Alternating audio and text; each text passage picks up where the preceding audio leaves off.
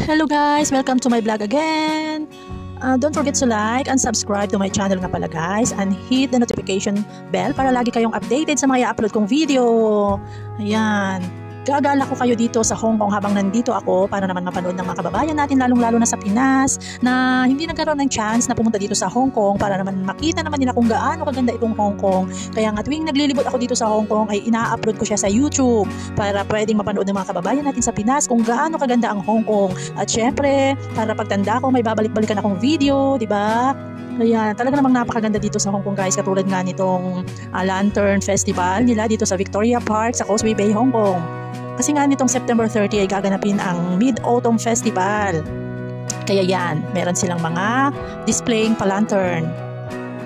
Once a year lang ginaganap ang ganitong festival, kaya sulitin nyo na kung nandito kayo sa Hong Kong at hindi pa kayo nakakapunta kasi baka after ng September 30 ay wala na to. Sulit na sulit, walang entrance fee na babayaran, libre lang. Ito ang napakaganda at mamimiss ko dito sa Hong Kong kasi kapag gusto mong mamasyal, basta kahit wala kang pera, basta mas may laman lang yung patato mo, yung patato, yung octopus ba na card na ginagamit sa MTR, para sa makinang tren, yun. Pwede ka nang pumunta kahit saan, kahit wala kang pera at makakapunta ka na sa mga magagandang pasyalan katulad nga nito, itong Lantern Festival nila dito sa Victoria Park sa Causeway Bay, Hong Kong.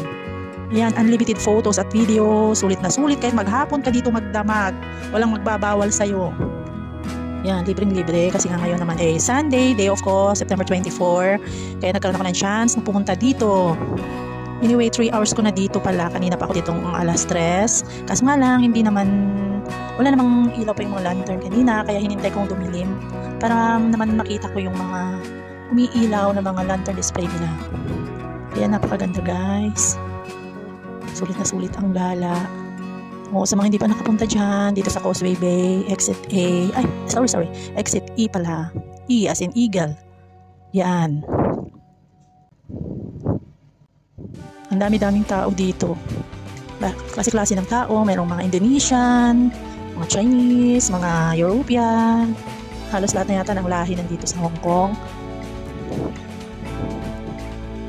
Sobrang dami ng tao dito. Halos nagdadagsaan maghapon para masilayan nila yung mga nagkagandahang display, nagpipicture-picture, nagbivideo-video. Halo-halo lahat ng tao dito. Mga bata, matatanda.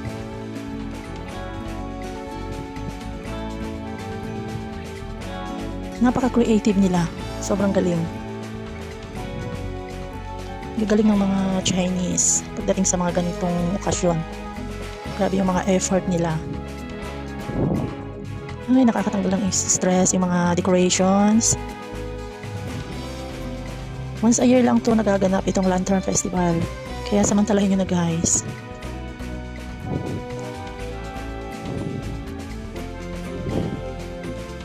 Unlimited photos and videos. Diba?